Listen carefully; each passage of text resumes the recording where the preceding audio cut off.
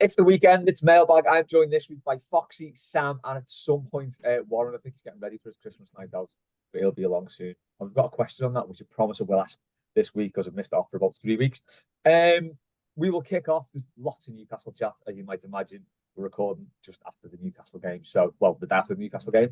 Lots of questions about that, how people feel. So I will kick off with the hot topic. What's jinxed? So you won't know what this is about, because it's a personal one. So Joe didn't go to the game last night. He's been ill all day off school, but he told me this morning. I think we've beaten Newcastle twice in the last 5 seasons, and he's missed them both. So he missed last night, and he missed the Iwobi game as well. He was there for the 4-1 mauling, and he was there for the 2-2. So I'm kind of thinking he's jinxed, and I might just stop him going next year anyway. Yeah. Anyone got any jinxed tales? So I had a bit that Charlie was the opposite of jinx. So Charlie's my 7-year-old. I taken him to 5 games. The first 4 games were Chelsea, Leeds away under Lampard, and then Brentford and Bournemouth last season, and we won all 4. And I thought, take Charlie to every game, we're going to win. This is a good solution to keep Everton up. Get a Charlie statue instead of the Holy Trinity or something outside. And then we lost against Luton. So Charlie was the opposite. What's the opposite of jinx? Just like Lucky Charm. Yeah. Yeah. So he was the opposite. I think in terms of like a typical Mailbag response, I'll go for Maggie Thatcher and just leave it there. Also dead, very dead. Sam, anything is jinxed? Maybe yourself. When I was a kid, I had loads of these around Everton. Like, I couldn't look in the trophy room because I looked in it once and we lost. I had to walk back through Stanley Park because if I walked down Walton Road, we lost. I had to get a hot Eccles cake at kickoff and not eat it till half time. I just accumulated. Like, it turns you. I think Everton should be diagnosable. Yeah. Oh, definitely. It's like a neurosis. Yeah. If you're already slightly neurotic, it's not good for you, is it? No, and this was the late 90s, so we lost a lot. You do a lot of things on any one given day, and they just accumulate. It just becomes the whole thing just becomes a ritual. It's when you find yourself having to get ready for the match 3 hours early. Yeah. Just so you can put everything on in the right order and do everything. Yeah. Yeah. I think we've all been there. I was like that at footy. I always had to get the number 3 at like Sunday League, and always had to put me left sock on first, which was just a stupid, weird one. But it literally, if I put me right sock on, I'm like, no, take off and swap them. I mean, I was crap anyway, so it didn't really make any odds what I did, but it made me feel slightly better. Do you still do that now, Les, for work? Do you left sock first, and then is that your ritual for just every day? Oh, mate, I put my undies on my head and everything every morning now because I'm working from home. So it's just like grab whatever's there and put it on wherever it fits. Yeah. Has anyone got any sort of lucky rituals for the match now? I don't think I have anymore. No, nothing works, does it? Because it's also unpredictable. No. It's kind of you realize it's all. I did have a lucky hat, so I got a bobble hat. You know, it was like the 86 kit, the half white one. Nice. And every game I wore that too. We got beat. I think this was about probably 4 or 5 years ago, so it would have been under Marco Silva. So there were quite a few defeats in there anyway. But it just seemed to coincide that every time I wore this hat, we get beat. So I don't wear it for the game anymore. And I'm not gonna try it out. No.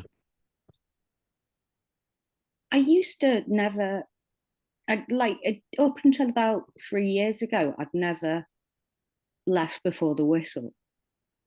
And I think that had become sort of a compulsion. But now, like, if we're getting clobbered 5-0 or something, I'd just be an idiot to stay. Yeah. Yeah. I used to think it was a sort of moral thing. I used to think it was a moral failing to leave. Yeah, it's weird, isn't it? It's like the Newcastle fans last night. There's Warren. Way. Yeah, mate. It was like they just talking about jinxes and just sort of moved on to leaving the game early. A subject very close to my heart in the park end. We stayed till the very end last night. You didn't. No way. They play records at the end, don't they, as well? Like, they play Spirits of the Blues and stuff at the end. The game's actually 90 minutes long. Who knew? I know. Unbelievable. Yeah, the Newcastle fans did a weird thing last night where they all stayed. The players went over and they applauded each other. Yeah. You've just been biffed 3-0 by Everton. Just get off. Well, I suppose they couldn't, Kieran Trippier couldn't go to them like he did against Bournemouth where he had to pop them, could he? So, and anyway, Pickford, Coleman and Tarkowski were too busy scrapping with them all, weren't they? So. Oh, it was great. Do you think they're getting a bit like Liverpool in terms of they're better than a normal behaviour? So I've got a next door neighbour who's got a season ticket on the Cop, and he never leaves before the end of the whistle and everything else. And I talk to him about leaving early quite regularly from Goodison because I want to get home and I've just had enough. He doesn't get it, but I think they just have the better than everyone else. Yeah, I wonder if Newcastle are just now better than everyone else. So they stay behind. They've been beaten 3-0. Yeah, clap everyone, clap each other. I think they do see that as a thing that makes them better fans. Yeah, they got battered 5-1 at Brighton, didn't they, or something? They were all singing. Yeah, it's very lower league against the Premier League team in an FA Cup tie, isn't it? Yeah, like singing and all that. And Newcastle definitely got it in them to do like a German thing where like they all do a salute and they all cheer back, and then the players do a salute back. God, yeah. It's gonna be very Icelandic clap, isn't it? They've got that about them, definitely. Yeah, I'd love to see an arm of the Saudi state taking the moral high ground. I'm still not convinced the Icelandic clap isn't an STD either. Didn't he play for us? Newcastle game. Sorry. I can't not make that joke when I hear it. So back to the Newcastle game then. A couple of questions on the same sort of theme, so I'll just read them all out at once. Alex said, were you triggered when the Ole thing started at 2-0 in 10 minutes of injury time? And then she put up the fateful image of Everton 2-0 Newcastle, 3 minutes of 4 injury time minutes played. Laura said, be honest, did you have flashbacks to that Newcastle game at 2-0 up? I was sweating and wasn't sure if it was due to flu or Everton-induced stress. And Maggie said, Everton at 2-0 up going into injury time with 10 minutes added on. Show your heart rate, describe your mental health in that moment. We all felt it, didn't we? I shared that picture earlier in the week because somebody had tweeted, why do you feel the need to drink alcohol at sporting events? Which I just quote tweeted with 90 plus 3, 2-0. We drew this game. Yeah, it's not a pastime to do sober, is it? And if anyone who lived through the Walter Smith years, anyone who went the game sober during those times, fair play to you. Don't know how you did it. Foxy, how are you feeling then? 2-0 up, 10 minutes out. Yeah, I left that the 2-2 game, the 2-0 Ancelotti. I left that on 90, so I left it 2-0, and I was parked in Sunny Park. What am I trying to say? Sunny Park. That's right, isn't it? Where? Stanley Park. Yeah. My memory's gone. So I was parked in Sunny Park like normal. I was just walking out the ground. You walk out and you hear a cheer and a noise, and you're kind of just crossing the road going over to the park. Yeah, that's quite a quiet noise. That doesn't feel like it's a good noise because it's kind of like isolated noise. And I was walking through the park and I heard another cheer about 2 or 3 minutes later. And I wonder, maybe that was a goal on VAR and it's been allowed and they got a goal back overall. And it wasn't until I got back to the actual car and I put the radio on, I was like, what the fuck is that? Yeah, but in terms of last night, that third goal, that goal with 322 passes before Beto scored. Yeah. Charlie had said to me, so Charlie, my 7-year-old, said to me, and he's used to Everton winning now from this season. Everton get a lead, we win. We get 1-0, we win. There are no problems. Everton are winning 2-0 up. 10 minutes to go. And he said, we've won. And I spent about 3 minutes recounting the story of me leaving Goodison and walking to the car and Newcastle scoring twice. And in that time, we had passed the ball 320 times. And I didn't see any of that because I was telling him about Everton about to lose this. Patterson knocked it forward to Beto. Beto scores. And he was like, no, this is easy. And so Charlie has a complete false impression of what Everton is. And so he expects Everton to score and to win. And I was trying to kind of just level set him last night. So, yeah, we're about to lose this at 2-0 up. And I feel like I let him down by better scoring. Yeah. So not always going to be like this, lad. No, don't expect it every time. No, I was taking a leak when that second Newcastle goal went in. So we got off. The first one went as we were on the stairs, taking a leak when the second one went in. And was confused because he had a load of seats go up and that distant roar. and I just thought it kicked off or something. And then fellas come steaming into the toilets like, oh, it's Everton 2-2. And it's just like, I still couldn't quite believe it. It was horrible. Absolutely. It's properly scarred all of us, hasn't it? Yeah, yeah. I think because as well, that was like probably the most one-sided game I've ever seen. We absolutely murdered them. But Warren, how were you at 2-0? Very unlike me, but I was loving the Olays. I was thinking we've got this. These are crap. We've got this in the bag. I was loving it. Now I normally, you know me, Les, I'm probably the most. I always expect the worst with Everton, but for some reason, I don't know if it's just because I'm now sort of just after years of this constant character building, as I call it. I've just got to the point now where I'm like, well, if it's going to happen, it's happened before. I'm used to it now. It's almost like victim Stockholm syndrome, just all at once. But I was just like, if it's going to happen, it's going to happen. Do you know what? I think we'll be all right. And I just got a bit blasé about it. And I don't know, maybe it's me. Maybe if I think we're going to win, we're going to do it. Because I thought we'd win last night. And I also thought West Ham would win last night as well. So maybe it's me. Maybe I'm just on this. And I don't know if you saw, but I put 20 quid on a Dyche to get booked. And I got 75 quid back last night off that. So maybe I'm just on one of these rolls at the minute. We're going to win the League Cup. There you go. We're going to do it. Nice. I've said it. It's going to happen. And I said last year we wouldn't get relegated. When after that Newcastle game, ironically, I said we would not get relegated. I'm on one, mate. That's what I'm saying. Right? Either I'd have had too many of these, but I'm actually down to 25 quid in my Everton betting account because I put 20 quid in at the start of the season and only bet on us to get beat. And that is yielded a return recently. But I think, I'm down to 27 quid actually at the minute. So I haven't got that much to reinvest. Good tactic at the start of the season, that though. Yeah. It's always really worked for me, and always stick 20 quid on Liverpool to win it. Yeah. Oh, you would have made a fortune doing that tactic the last couple of years. What's it? 2014 was the first year I did it, the Gerrard slip season. And I've just not been able to stop it. Maggie has said, what would you do on the pitch to successfully shit out the entire opposition team into trying to chin you at full time? This is probably a reference to Jordan Pickford. I actually don't know what he said. Who was it kicked off on? Was it Joe Linton? Yeah. He's a bit of a shit on the quiet, isn't he? Seems to be, yeah. It was very strange, that reaction at the end, though, wasn't it? Because Pickford, if you look at it, Pickford's walking up to him, it just looks like he's going to sort of say the usual nonsense, whatever they say after the game. And then Joe Linton just goes for him. Yeah. And do you see Pickford like throw his gloves down like he's about to knock him out? And you're like, well, get Chel Virginia in goal for a few games. I thought that was going to happen, actually. I thought going off injured there. I think we need to allow Pickford. We need to allow Pickford 2 games a year where he's a dickhead, because it is against them, isn't it? Every time. And rumour has it, he said I effing hate them C word, didn't he, about them last night apparently. So I think we've got to allow them 2 games to be an absolute head the ball. Because if we play for someone, if we were lucky enough to be professionals and we played against Liverpool, we'd probably do the same as what he do, wouldn't he? So got to allow it. But they've got a bit about them, Newcastle. Like, to me, they've had a little bit of minor success in the last year, and it's a bit like if they don't get their own way, they're quite petulant with it, and a little bit like, oh, we don't like that, and kick off. And you can already see, but listen, I thought it was great. I thought it just summed us up lately, how we all sort of stood up for each other and had a fight. But do you know what? Going back to the question, I hate, even if it's one of our players as well, I hate the shushing in front of the crowd.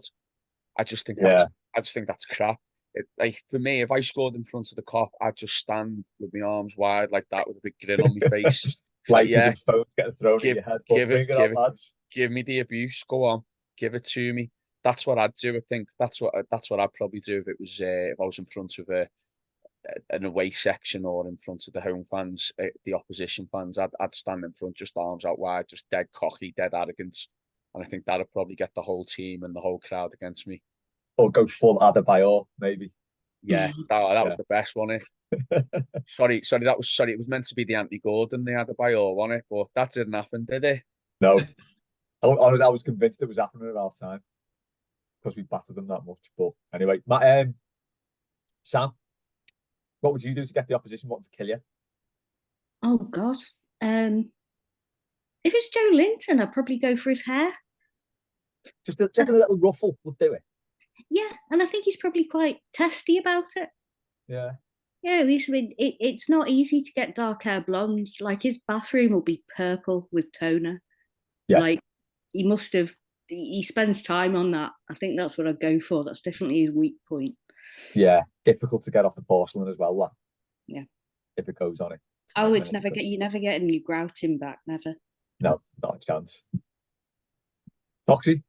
I quite fancy. So last night, I think 90 odd minutes, we probably could have a little cheese and wine bar in the corner. Not worried about a left back or a right back, and just had a nice time. I'm just going to get this is easy. We don't need 10 or 11. Just take one off, sit him off the pitch, have a nice time, just relax. Didn't need to do anything. Maybe. Yeah, maybe just take bet off. Just play with 10 or 9 or 8 and just go, yeah, come on.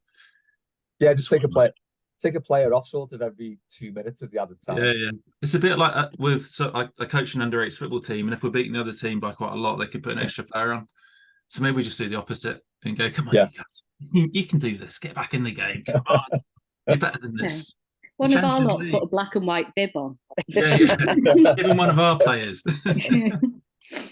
Yeah, give them Dyche to play for a bit. Give them 12, Yeah. Ashley Young probably would have scored for them last night. I thought he played really well. Much better when he's not got that defensive responsibility, I think, isn't he? Yeah. Agreed. Yeah. Just on the shithousing thing, Joe actually did this. We beat West Kirby 4-1 last week. And the strikers, but Joe's a goalie, the strikers were doing his head in. So he comes up to me all the time. It's like, can I start giving them stick because they're doing me head in? All the strikers are like, yeah, go ahead, say what you want. It's like every time he had the shot, don't think he had a shot on target. He just kept saying, can you get one on target? I'm getting bored here. And then within like 5 minutes, every time he got the ball, 3 strikers would like be on him, just trying to like leave one in on him. So that worked well. And we won 4-1, so it was fine. And the goal wasn't his fault either. I think he was a bit pissed off he didn't get his clean sheet, but the goal wasn't his fault. Liam has asked, what's the best Everton performance you've seen when a former player comes back to Goodison? Probably last night for me, I think. There was one when Rooney come back. It was when Rodwell scored the 3-1 and Billy let them off Dan Gosling. And Rooney had a stinker that day. And I think it was just because we weren't asked. Because I think he needed, whenever he came back to Anfield or Goodison, he needed everyone hating him for him to perform. And I think it had reached that point that season or that year where he'd been gone a few years by then. We turned into quite an half-decent team. I think no one was really asked anymore. And he had the worst game I think I've ever seen him play. And we turned in a really good performance against them as well that day. I think that's the one immediate one that comes to mind other than last night. Yeah. Sam? Arteta was an annoying one, wasn't it? Because I think it was like no hard feelings when he left because it had a quiet spell. It was a good offer, whatever, off your pop. And then when he came back looking like a world beater and kissing the Arsenal badge and all that, that was a sickener. Yeah. I can't say I wasn't affected by that. That's when he became a little Lego-headed bastard, wasn't it? I think around that time. Oh, yeah, that was horrible. I think the fact he left on transfer deadline day did it for me as well, though. Yeah. That was I think I instantly hated him from that point on. I was having none of that, but yeah, it was crap the way he came back, and it was. I think it was even before anyone had given him any stick. He just sort of fully went for us, didn't he? Which was a bit weird. I really don't think people were giving him stick either. Yeah. I think there was a lot of goodwill that he got rid of. He just eclipsed very, very quickly. Yeah, straight away. Who kicked off on him in that game? Remember the game? Baines, wasn't it? Baines, wasn't it? Yeah. Baines kicked off because he had to go with Barkley, didn't he? Yes, that was and it. That's where that Barkley "shut up, lad" meme. That's sure. Yeah, that's that game. You think Baines would be glad of having free kicks to himself as well? Yeah, you would. Yeah, Jay saw Baines in town last week. So he was all made up. He came to show Jay's at Liverpool, you know. And then he came into, he goes, oh, I saw Leighton Baines in town. And basically Leighton Baines led on to him. So basically, he's doing that thing where Jay was just looking at him. I was thinking, is it? And then Leighton Baines just sort of nodded to say, yeah, it's me. And led on to him. I was like, yeah, basically Leighton Baines just led on to you there. That's amazing. Foxy? Yeah, I was going to go for Arteta as well. Didn't we beat Arsenal 3-0 and Arteta scored an own goal? Oh, it was that dodgy Morales, looked like Morales. Yeah, kind of Arteta scored it, kind of all combined at the same time. Would you take Arteta as our manager at some point? Even how well he's doing at Arsenal, I probably would actually. Yeah. But it's kind of like 3 or 4 iterations time when he's like come off a cliff, come down, yeah, and then coming back up again. Because he's quite young, isn't he? He's only like 40 odd. Yeah, I don't want another Everton manager that's younger than me, thanks. I'm fine with how it is at the minute. It always freaks me out. Go for the older ones. Yeah, I do always think actually with the Arteta and Ancelotti thing, because it always seemed like the better fit was Arteta came to us, Ancelotti went to Arsenal. I always think what would have happened if we'd have gone down that route, each club. I think we were such a basket case. We wouldn't be where Arsenal are. No. But would he have been any good? Do you reckon he would? Do you reckon he'd still be here? I don't know. It's tough to say, isn't it? Because we're such a basket case. It's taken someone like meat and potatoes like Dyche to come in. Yeah. And Thelwell, to be fair, to like sort out all the just complete mania at the club. And it's probably the sort of the Premier League having their eye on them as well, which is sort of calmed machinery down. And it just seems to have settled down. I don't know. I don't think we could have done that with any other people, really. I don't know. It's hard, isn't it? I think Arteta and Arsenal have been quite a good fit for where they are or where as a club when he took over. Yeah. Whereas Mashiri was just insistent on having that Hollywood manager, wasn't he? And I think if we'd have had Arteta, I don't think he would have lasted long with the way, like, because he's an upgrade on Silva, obviously, but he's a Marco Silva type manager, and you know we were quick to get rid of him, weren't we? So I think the first sight of trouble, we might have been gone.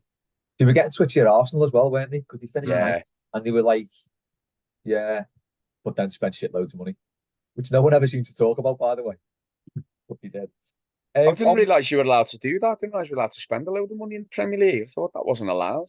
I think some teams have got like special dispensation to do that. Oh, right. Weird. Okay. I think the one that comes back to my mind for this question is Lukaku when we beat United 4-0. Yeah. And United turned up in the pink kit, which I loved the pink kit, but they should never be wearing an away kit at Goodison. They should just have black shorts. That's it. That's the only change. So when he came back for that game and we absolutely bladdered them with like the goals we scored as well, the Richarlison overhead, Luka Dean's volleys from outside the area, it was just the most perfect performance, and it was great. Do you know what? Far from me to be a body image, criticize someone's body image or criticize, be that person who goes on Twitter, a la some ex-footballers this week who said certain things about, women, for instance. I did think it was classic. We'll pick up on him later. Oh yeah, I don't know. I did think it was classic Gladys Street that day though, when Lukaku looked like he put on about 3 stones since he left Everton, and the chant of 4-0 was "Fatty, fatty, what's the score?" He had put some muscle on, hadn't he? He had put some muscle on. He had. I find that like peak Lukaku for me was that summer when he shaved his dreads off. I mean, you can't really beat dreadlock Lukaku, but I think the peak Lukaku was that summer when he shaved his dreads off. He was unreal after that, and just looked like a proper great looking fella, like a coming of age ceremony. It kind of was, wasn't it? Because he turned up for that pre-season, and he was full on Team Handsome at that point. Yeah, and then he went to United, and his neck was bigger than his head suddenly, and it was like, oh mate, what have you done? It was a bit like the way. What's her name? What's the singer? The Wrecking Ball. What's her name? Miley Cyrus. Yeah, it's a bit like the way she was Hannah Montana or whatever. No, that wasn't Hannah Montana, but you know what I mean. It was all Disney, very Disney, and then the next thing that was dreadlock Lukaku, and then the next thing she's twerking people on stage and wearing next to nothing in music videos. That that singer is Lukaku without the dreadlocks in it. It was very coming of age. Yeah, that was Yeah. quite a transition, that one. Our problematic fave, Lukaku. Jonathan has asked a bit of an armchair question. I think he said, "What's the loudest you've ever roared at a game while watching it at home?" He woke half his road up during that Palace game. Tricky one, this. I think everyone has sort of like, depending on how you're viewing the game, your celebrations kind of taper off. So if you're at the match, you go mental. If you're watching it on the telly in the pub, you'll jump up and jump around a bit. At home, you might jump up off the couch, but that's about it. On the radio, you probably fist pump. I think it tapers off like that, your celebrations, depending on how you're watching the game. And if you're watching it on a dodgy stream, you probably don't celebrate at all because you've already seen it on your phone. So there is that. Like, Foxy, what's your loudest? Yeah. I put another variable, and I think it depends how much alcohol you've had at the time as well. I think the worst way to consume football is radio, because you don't really know what's going on, and sometimes someone's scored and you're not quite sure if it's your team or another team or whatever's going on. But in terms of game celebrating the most at home, was the Iwobi Newcastle one. So the goal in the 98th minute to win it 1-0. I woke up the house. So that was a late night game. That was I think that goal probably went in quite close to 10. So two small kids asleep upstairs, screamed the house down. Lynn came down, told me off. So my wife came down and told me off for waking the kids up. And I was like, yeah, sorry. And I carried on. And then I put the kids to sleep afterwards. It's kind of like one of those moments when we kind of really needed it. Alan was sent off. Yeah. I don't know if you're left by them, Les. It was the 98th minute. Oh, no, we did see that. You did see that one as one of the after 90-minute games. Forever indebted to our Lord Liam McKechnie for that one, aren't we? Yeah, we hung around for that. Yeah, no, that was awesome. So particularly that season, because that was like the first season we're properly in the shite and we needed every point. And then we've done it again and then we've done it again. But that was the first point. I think that second half of whatever Lampard, that season with Lampard taking over, there's some pretty big games in that period. So I think that Iwobi goal, that was noisy in the Fox household. That is a good shout. Sam?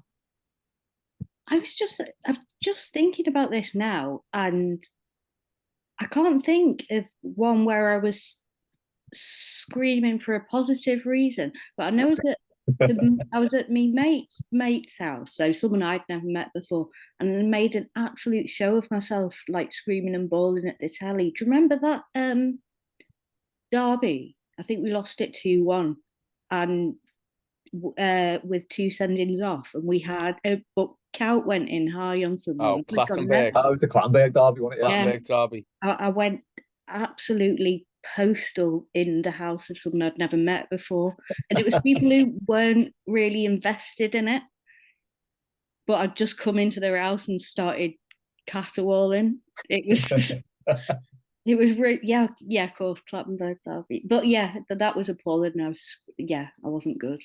I think everyone's opinion of me decreased that day, but that's fine. No, I can fully understand that. There would have been no like bottling that up in that game because it was so diabolical, even down to not getting a penalty in the last minute when Carragher basically suplexed Lescott. Just the whole thing about the whole game was just outrageous. But yeah, doing it at someone's house that you've never met, bang into that.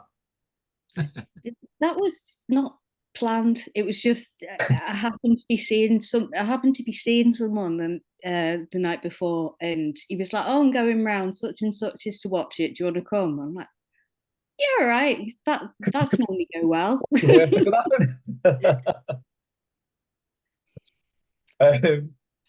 Warren, Do you know what? I'll. It's funny. I can't really say if I've been loud and I've watched it at home before, because I think it's normally just me who's watching it on my own, so I don't know how loud I'm actually being. But if you ever get the chance, if you're watching at home or you're watching with someone, if you ever get the chance to say to them, "Look, when I'm not paying attention, film me sneakily, me reactions." One of the funniest things I've seen, I didn't know, you met her, Les, me mate Hayley from work. She it was when lockdown was on and we were allowed to mix again, but there was no fans at the game, and we played Crystal Palace, and it was when all the games were out on every channel. We didn't have to pay extra and whatever. And we won 2-1. Actually, it was Ancelotti season, and we beat them. But she's slyly filming me, which I didn't know about. And you just hear these series of groans, and I'm watching it, and I'm going, and I don't even realise I'm doing it, and I'm going, that's shit, Everton. Pass the ball straight, that's shit, that's fucking awful, that. And I'm saying all this, and it's hilarious watching it back, because I don't realise I'm saying it, and I just think, yeah, your reactions are funny. So if you ever get the chance, it's a good little experiment to do. But in terms of the loudest I've ever been, the one time I do remember, those of you know, I'm down in Bournemouth at the moment, and we went out. It was just after who got sacked or left when Duncan took charge of the Chelsea game. Silva. Was it Silva? Was it Silva? So. And for me, that was like a big thing, Duncan taking charge, because it was very much, it made me feel like a kid again. You know, Duncan in charge, Duncan in the dugout. And Richarlison scores that header, and we were in a pub. Sorry, I'm lying. We were in it's like a pool, like a club or whatever, but it's got like, you can sit down and watch TV, bit of a sports bar type thing. And there was about 6 people in there, quite a big place, quite 6 odd people in there. We go to the bar fairly early Saturday, because it was a lunchtime kickoff. And Richarlison's hit that header, and I've just gone mad. I'm running around the bar, like almost like doing a top off one of them with Mills, like the fella at Anfield's in when we beat them, the sharp goal. I'm doing that. And I know I'm loud because I can just see all the heads looking, and a little bit like, is he off his head, or is like, what's going on here? Like a bit of that, you know, that smile when someone makes when someone's a bit crazy and they're like, oh, this is a bit awkward, what do I do? It was one of them. And I was just like, look, I'm sorry, like, this is a big game, big thing for me, blah, blah, blah, you know, and all that. And then we went, it get to 2-0, and I went mad at 2-0. And then the third goal to seal it, again, I lost my head. And yeah, I was very loud that day, to the point where my mate Haley was like, mate, chill out, calm down. But I think that's what Everton do to you, don't they? You can't help yourself. Yeah, I think my one wasn't me, it was my next door neighbour. So when we drew 3-0 with United and Calvert-Lewin scored in the last minute, I'd checked out of that game by that point. I thought, there's no way we're getting anything. So I'm just like sort of pottering around. I just hear this massive scream from next door, surrounded by toffees here. It's great. Just heard this scream from next door and just legged it back in. I was slightly behind him just to see it like break to Calvert-Lewin, and he slotted it. So that would again, it's the watching it on the dodgy stream thing. But I did actually go nuts myself after that when I watched it go in. That was because that was very unexpected. Foxy, bit of hot Everton chat from you. Do you want to ask it? I've forgotten what the question is, sorry. Where's Dyche on your list of favourites? Where does Dyche sit on your list of favourites Everton managers? Oh, yeah.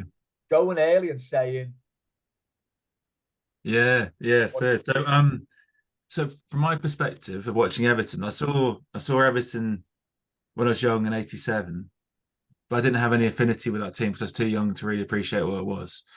So the affinity of managers I've had have been Moyes for the duration.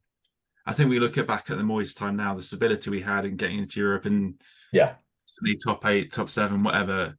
We'd all be pretty happy to get that back again anytime in the near future. So Moyes is great for us. And obviously Big Joe for getting us out of the shit and winning the cup. So they're my top 2. And I think if I think of the managers we've had, I think Dyche is probably my 3rd favourite manager, because I didn't know Kendall first time round, and third time round, not quite so good. So I think Dyche for me, I when Dyche came in, I thought it'd be a good fit for us. I didn't think it'd be quite this good a fit. But last year, this year, the way we're playing, I know kind of people talk about, are we playing progressive football? Do we keep possession? Do all that stuff? I don't really care. Yeah. I'm quite attracted by it is the amount of shots we have on target, which is quite a lot most games. We look like we're going to score. We look quite organised and structured. And I think that's Everton, isn't it? Just going to get the ball forward, score goals, and not worry about the shit in the middle. So yeah, I think Dyche is like a really good fit for us. So I know he's had a bit of stick early season, and some people don't like him now, whatever. But I think he's really good. And I know we just won, and I posted this after we won last night, so everyone's like, "Way, Dyche is amazing, 10 out of 10." But yeah, he's a good fit for where we are right at the moment. Yeah, so, I think that's the thing that surprised me most: the amount of shots we have on target. Well, not on target, the amount of shots we have. Yeah, has been. So most games we look like we're in it, don't we? We don't like we've had a few ropey games, but in the main we look like we're competitive and we're going to do something. So Yeah. So for me, Dyche is probably my third favourite Everton manager over my how many years of watching Everton? 35 odd years of watching Everton, which is it's done all right. Bold, yeah. Yeah. Who's everyone's favourite then? It's Joe Roll for me. Joe, yeah, big Joe. All day. Do you know what, Foxy? This question wrecked my head when I read it today because I'm like, who is like, because Les, I know you're not going to like this, but that first season, I love Martinez and I really wanted him to succeed. And I thought he's sorry, I nearly said phenomenal then. That's how much it's in my brain. That's his word, isn't it? Yeah. I thought he was going to be brilliant, but you can't look back at it and say he's a favourite. For me, like, Joe Royle's the ultimate. I think when I've said this before on Mailbag and a few other shows. I think when you're a kid and you first fall in love with football, that's where your heroes are, and that's what you'd always have forever. We could get a striker next season that scores 50 in a season, but my hero's always going to be Duncan and Bainesy, because that was my hero as a kid. When everyone else had Cantona and Shearer, I had Duncan, doing the bits for my team. So, it's hard to look over Joe Royle in that season and that, like, when I was a kid and seeing us win the cup and whatever. So Joe Royle's the number one. And then Foxy, you let me out by throwing Dyche in there because I'm thinking who actually, but like Moyes, yeah, definitely. I want to say Kendall, but I was only old enough to see Kendall Mark II and Mark III, so I can't really throw him in there, even though I should. It's I think I'm gonna have to say Ancelotti because I just when he come, I think we've got to remember when he first come, I thought that's it now. He's won a trophy everywhere he's been. We're definitely going to win something. He's not coming if he's not going to get a load of money to spend. We're going to sign some amazing players and we're going to be top four every year. This is it. Everton lift off into the new stadium. And then, of course, Everton being Everton doesn't quite work out that way. But for that season when, we played some lovely stuff and we were top of the league for a while, I know it tailed off towards the end, but it was great under Ancelotti. So I'd have to say, just for the fact of his name and having a 4-time European Cup winner, managing us, him, Joe Royle and Moisey for me. My memory's sketchy on Ancelotti. Did it go tits up after lockdown? Is that what did for us? He came in, didn't he, before COVID? Yeah. And he was in the back end of that season when we were a bit of a hit and miss. And then he had that summer, and that's when we signed Alan, James Rodriguez. And that's when we were second at Christmas. And that's when Calvert-Lewin was being Pippo Inzaghi for fun every game, scoring tap-ins here and everywhere. And yeah, it just tailed off. Do you remember we won every away game but lost every home game? Yeah, we were poor at home. That was. Sorry. No, go for it. My last Ancelotti game was a 2-2 Newcastle game, and then I think there was like the February-ish, and then lockdown, and then everything's behind closed doors, and then like the next season didn't see anything unless you only got the lucky tickets to go and see a game. So I didn't really see anything of Ancelotti, and I think just with like Dyche and Ancelotti, and Ancelotti was great. Like with second Boxing Day, weren't we, or something like that, and then we kind of tailed off towards the end of the summer or towards the end of the season. But I think what Dyche has got relative to conditions, the 10-point penalty, the craziness of the ownership, not really spending much money in comparison to Ancelotti. I think he's done more, even though Ancelotti had us at a higher point. Yeah, I'm sorry to interrupt. I'm a bit reluctant just at the minute to give him the full I love him, like I did with Martinez and like I've done with other managers, Ancelotti, because I just want to see how it pans out. Listen, if he wins us that League Cup, if we get into a semi-final, beating Fulham, and we get Middlesbrough or Port Vale in the semis, then maybe Foxy, I'll join you on that. But I agree. I think he's very good fit for us. Very good fit for us at the minute. Sam, where are you on this? I think he feels like a supply teacher at the minute. I'm not quite like he's getting shit done, but I don't know how to judge him overall. Like I'm really grateful for him sorting everything out and just being quite direct. That's completely what we needed, but I can't quite judge where he's going to end up in the Hall of Fame at the minute. I mean, Joe Royle's still me number one. I was exactly the right age when we won the cup to win a cup. So, yeah, I'm 100% behind him, but I can't tell with Sean Dyche. I was 100% behind Martinez as well. I was so emotionally invested in Martinez that I was probably on board for a lot longer than I should have been, because I think we got found out really early second season. Except in Europe. Yeah. When no one knew us. Yeah. Which didn't help, strangely. But yeah, I think people just realised that we were playing with really high fullbacks, and that was why we were really vulnerable. But yeah, I was devoted to Martinez briefly. Yeah, I'm the same about Dyche. I don't know where to put him because I don't think there's been long enough. Yes, I mean, to be fair, what he did last season to stay up, because we did look dead and buried, didn't we? Let's face it, so to stay up there, you've got to give him that. But yeah, not sure. Tricky one, that Foxy. Come back in about 6 months. Yeah, what's the thing you used to have? You used to have like a Mashiri meter, a Dycheometer, a scale for measuring people. I forgot what the thing you had. Yeah, I quite like the Dycheometer. Dycheometer, there you go. Maybe have a Dycheometer for how he's doing. We're all probably got 9.5 on the Dycheometer now, I would imagine, after last night. I'm 12. 12. Full on tattoos are coming. I'm 8.5 out of 10 at the minute.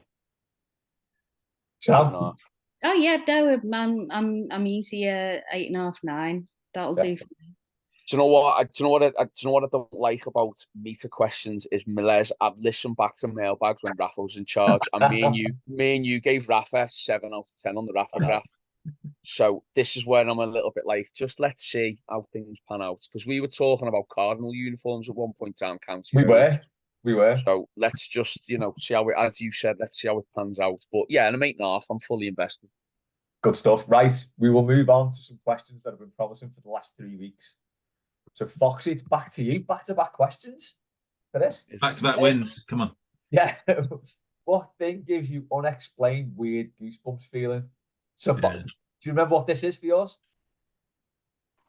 This is a couple of weeks ago, isn't it? This for me is, and I've always had this. I think it's, as a kid, my favourite TV programs are things like Dukes of Hazzard and A-Team and stuff like that. So quite car-y things, driving over stuff, shooting stuff. And I've got it today. Whereas if I'm driving, and just to be clear, I don't like aim at pedestrians or anything. I try and stick on the road. But if you ever go over a curb and you get that in the car, I just get goosebumps from it. It's a really weird. I don't know if this is common, so maybe I get a kind of consensus from the group. But like anytime I go park the car on the curb slightly illegally, maybe, but just kind of go over a curb, I get a weird sensation of like, anyone else get that? It's safe space, but feel free to kind of join on board. Is there any other weird goosebumpy things you get from? I don't want to mock you, mate, because mine are weird. But carry on. Go on. I feel better. I can't agree with you, I'm afraid. Oh God, I can't believe I'm going to admit this over like a public forum, but I'm going to do it anyway. It's safe. Les, me and you have practically twins when it comes to DIY. We're useless, but you know one thing I'm really good at and what I love doing? Bleeding radiators. Oh yeah. You know when do you know when the top of the radiator, the bottom or top, when it's just, you can't feel nothing, but you can feel a little bit of warmth, and then you just bleed the top of it. Yeah. And the air comes out, and the next thing, the radiator's just red hot. That for me, I'm genius doing that. I am 100% with you. It feels like just manly enough, doesn't it? There's not much hazard involved, really, but it feels quite manly. And it's like, I'm a proper bloke here. I can do this. Just that.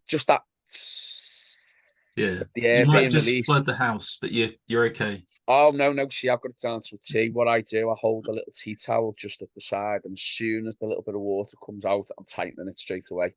But that's my first one, and I've got another one. Oh my God, I can't believe I'm going to say this as well. I adore squeezing out ingrown hairs. Okay.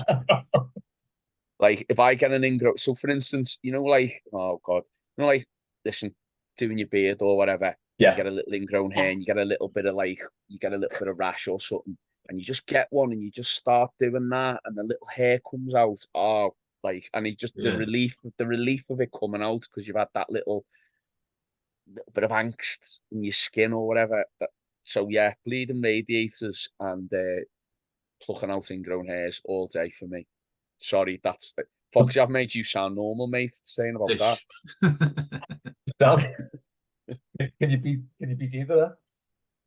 In some ways, this is probably weirder, but I thought this was goosebumps, like when you go over a humpback bridge and you go, whoop.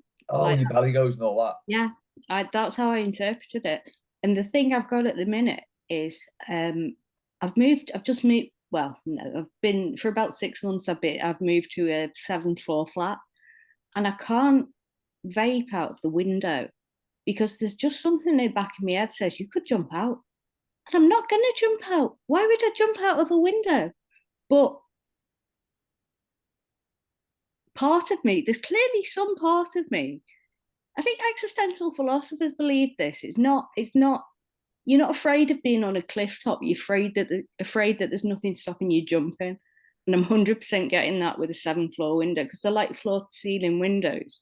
So the window only comes halfway up, yeah. And you're like, oh, I could dead easily topple out of that. Actually turned down a flat because it had a balcony on the 8th floor, and it was a beautiful view, but it was just so incredibly fall overable. I was asking people about this, and apparently it's really common. Like if there's a kind of high sort of mezzanine or something, people will cling to the back wall because just the notion of being able to launch yourself over is too much. Yeah, it's a weird feeling in your stomach, isn't it? It's a really I can't explain what the feeling in your stomach is, but it comes from right down there. Oh yeah, like a vertiginous. Yeah, feeling. and I get it when I'm on boat as well. Even if I'm just on the ferry, I'll look over the edge and think, yeah, I could really jump in here. Not that anything bad would happen necessarily, but it is that weird sort of, I don't know what it is. But yeah, I'm with you on that. Somebody else said, I was asking people about this, and somebody else said they get it with when they're drinking from a wine glass and they know they could bite down on it. Yeah, I know what you mean. I don't have that, but I know exactly the thought process behind that. Driving on the motorway as well. Yeah. If I just shake my wheel, yeah. Well, I think about that, but just put my feet out. And you put your feet out on the motorway when you're driving at whatever speed, and your bone goes, and you've got your bone grinding along the motorway. Oh. That's normal, isn't it? That's normal, Foxy. Just all agreed. That's normal. That's fine. That's fine. Okay, with the confessionals over there. So we'll go on to Warren. It's that time of year when the works Christmas parties start getting organised. You're on yours tonight. Not now. I don't think. You're on it now, are you? Well, I was supposed to be. I was going out early, supposed to be, and I said to you, didn't I, when you messaged about doing this tonight? I said, "Oh, I'll probably be in the boozer, but little change of plans, so I'm gonna finish doing this when we're done and get ready." But yeah, on mine tonight. Any horror stories, anyone? Got one. Sorry, go on. So mine's going back a while to an innocent age for me. So I was probably 23, 24, left uni, started working. And what I was unwitting to was that I was an alibi for an affair for two people who were married to other people. Oh, okay. So but it came to a head at the Christmas party. All right, so that's the kind of endpoint. So the build up to it, I was at work, and people who I thought were incredibly old at the time, they're probably late 20s, early 30s, whatever, both married to other people, very friendly. I was friends with their partners, all nice. And we used to kind of go out in Bristol quite a bit, and kind of hang out and go out drinking. And quite often, because it's a work-based thing, we'd sleep at different people's houses. So me and the guy would sleep down in sleeping bags on the floor and just kind of move about. And being an innocent 23, 24-year-old, I had no idea of any impropriety going on at any stage. And sometimes I kind of turn up to one of the houses and the other one would be there early in the morning. We're going away for work. So I'm like, what are you doing? And they're just having a coffee in the kitchen kind of thing, being all casual. And other times I'd be sleeping random person's house in the sleeping bag. I wake up and the guy wasn't there. So that's he just got to the toilet. It's all innocent stuff. But one Christmas party, it all came out that these two people that we'd all been socializing with for 6-7 months were at it. And then I had been an alibi for both of those people because they both said they're with me at different points when they're with each other for the last 6 months. which is tremendous. And I had both your other halves talking to me, going, "Did I not know what was going on?" Oh man, did you get it in the neck? Yeah, totally. I was found to be the kind of co-conspirator How completely. could you? Yeah, it's all to do with me. Yeah, but that came at a Christmas party, so It must have been lively. fun times. Yeah, Yeah. fun times. Man. Merry Christmas. Sam? Um, there's probably one. There's a couple that aren't appropriate. It's all appropriate here. It's fine. There was one job we were allowed alcohol on site, so the Christmas party would start really early. And I remember being on the bus at 7:20, and the two girls at the back who were coming into the same office were just opening a bottle of vodka and swinging straight from it. But there was I think me dad's was worse because baby boomers really drink. Yeah. And he was managing a guy who got so paralytic about sort of 7 p.m. that he had to like carry him into a taxi. But somehow this guy had come round in the taxi and diverted it to his mate's house. And he couldn't get his mate to come to the door, so he vaulted the back wall, thinking he could get in through the back, and just went off the wall straight flat on his face and broke his glasses and wasn't in work for a week. And I think also my mum vomited Pernod Black all over her office after a Christmas party because there was still like a social club in the basement at lunchtime. Oh, Jesus. So, yeah, that's a tough one to come back from, that, isn't it? Yeah, you'll always be there. I mean, that stain will still be there. You'll always be.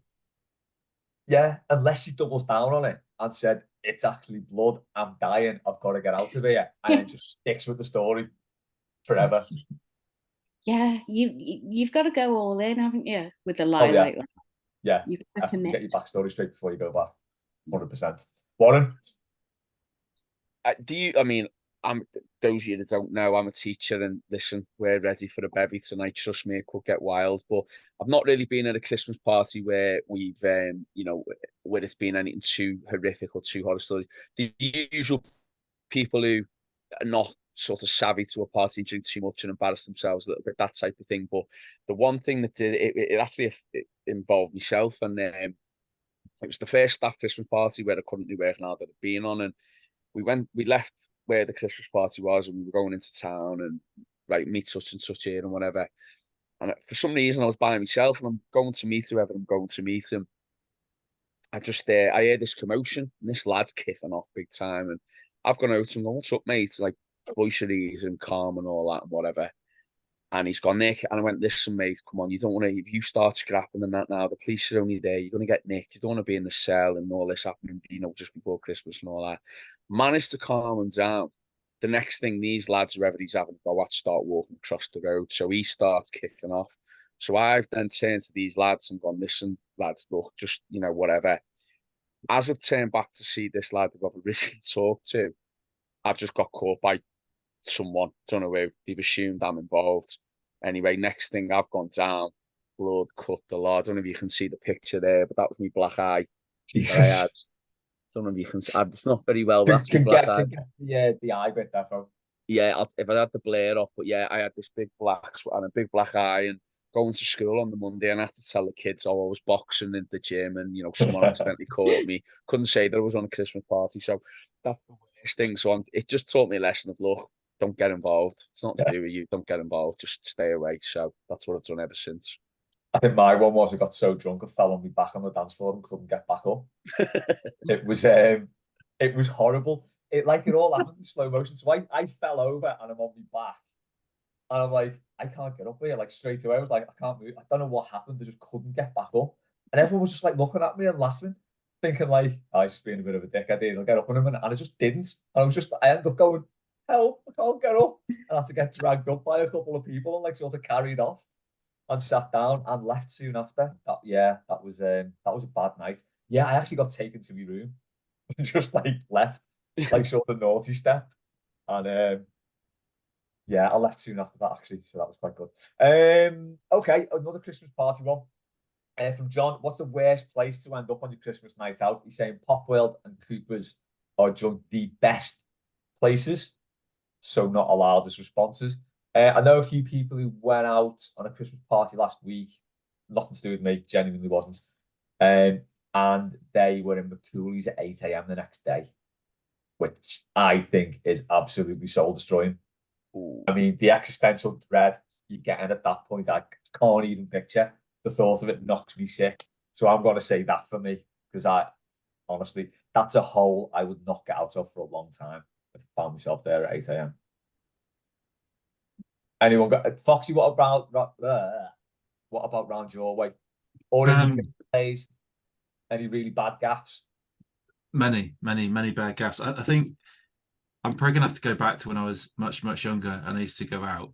So there's a place called Della's in Taunton, so my local town from when I was a kid. And there's a kind of a sticky carpet kind of place, which I'm sure you're very familiar with in Liverpool as well. So yeah, anything where you have to put too much effort into lifting your feet up to move is not a good place to end up in at the end of it. There's a good friction ratio. Yeah, we all know the sort of places, don't we? Yeah. Yeah, there's loads of them. Sam? Oh God, the one that I know things have gone a bit wrong if we're there, is Napoleon's. I'm in Manchester, and there's one called Napoleon's in the gay village that stops serving at 4 a.m. but doesn't kick you out. So if you get 3 drinks at 4, you can be there a while. And if you've ended up that the only reason to be there is you want to carry on drinking, and you were probably ready to leave at 1 o'clock. Nothing good happens after 1 o'clock, really. Especially if you get on a bit. It's like, yeah, and it's just really grim. And you've got sort of pissed up straight lads who are suddenly incredibly into trans women. And it's really embarrassing watching them trying to pour at women who really aren't interested in them, and it's just a disaster. I remember seeing a girl just sat dry retching on the floor. And I was like, "Are you all right, love? Do you need a hand or anything?" She was like, "No, I'm just waiting for my friend. I'm fine."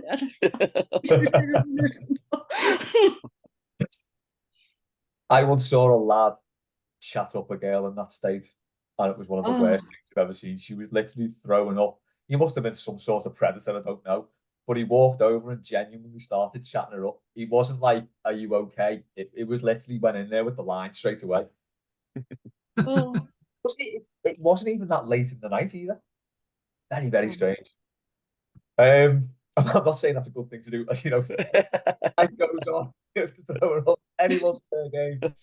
Yeah, it was very weird. Warren, help me. Do you know what? I'm going to change the parameter of the question a little bit by saying it's not necessarily the worst place to be at Christmas, but the worst place on New Year. And I've shared this story on Mailbag before. We went to Hull away in 2000 and, oh God, when was it? 15? Might have been 15, yeah. Might have been 15. Hull away in 2015. And my mate goes, "Look, we'll stay overnight. It's New Year's Eve the next day. Come back to ours New Year's Eve. We'll have a little, get together at ours, a few bevies, see in the New Year." Sounds great. Oh, I've found this hotel to stay in. Brilliant. Where is it? It's in Hull, in 10-minute walk from the ground. It's a 0-star hotel. It's been given a 0 rating on TripAdvisor on everything else. But it's got a 24-hour bar. Oh, well, who cares as long as we can get our head down and sleep?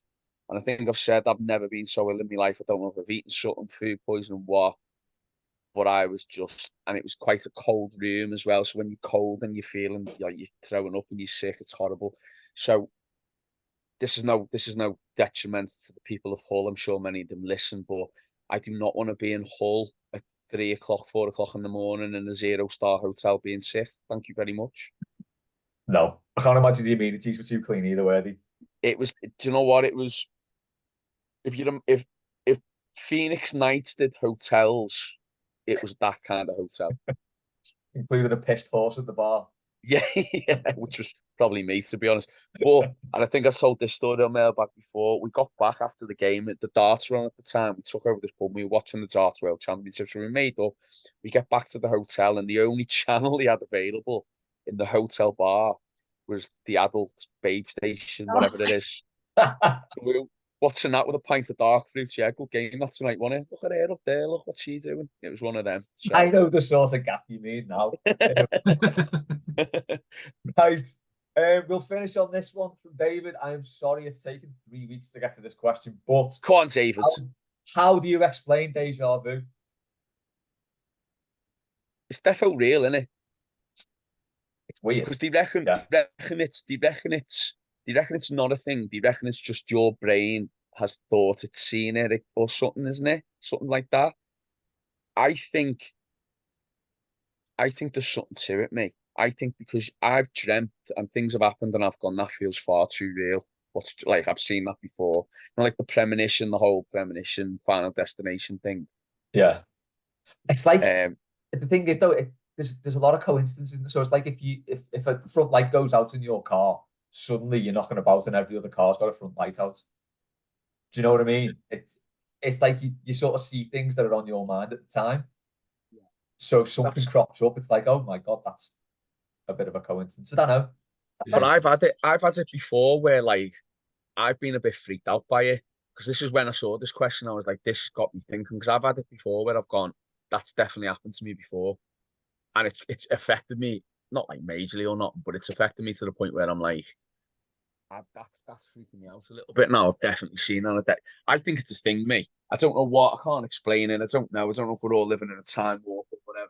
We're all, time warped ourselves back to our original selves or whatever. Don't want to get too deep about it when it's my work Christmas party tonight, but but I believe there's something to it personally.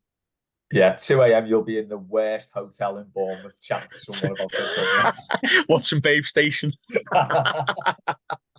I'll go to Bournemouth as well. So you're basically 3 hours from anywhere else in Bournemouth, aren't you? Yeah, I mean, you've got Weymouth, but there's not much going on there, believe me. And then you've got Southampton, and look, I'm not going to Southampton anytime soon, but we have got a pop world. They have made a pop world down here recently, so there you go. Yeah, so there we go. Jobs are good. Sam, any déjà vu thoughts? Well, if you get it badly, it's normally temporal lobe epilepsy, but so there is like a scientific basis for it. Like people get really, really bothered by it, and it's actually having temporal lobe seizures. But I don't know. It felt like déjà vu last night. So it's either, when we were 2-0 up going into injury time. So it's either epilepsy or Everton. There we go. There's the title. There's the title. Epilepsy or Everton. Right. Thanks, Sam. Thanks, Warren. Thanks, Foxy. Thanks to everyone who sent questions in. Adam and Liam and John, I will get to yours next week. Hope everyone enjoys this fabulous little run that we're on, and the good feeling carries through to the weekend against Chelsea. We'll catch you soon. We'll catch you next week on Mailbag.